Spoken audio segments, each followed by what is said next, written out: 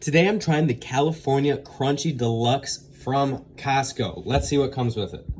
So it's gonna come with some ginger packets, extra crunchy for the topping, 2 soy sauce packets, and then a wasabi style paste, which is actually just horseradish with coloring. I'm gonna take all of the wasabi paste, put it in here, as well as these soy sauce containers.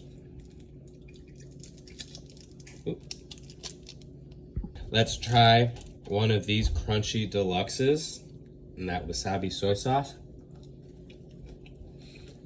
A little bit crunchy, spicy, for sure from the wasabi soy sauce. Pretty good though. The teriyaki is a good extra flavor with it too. Tell me what I should try from Costco next.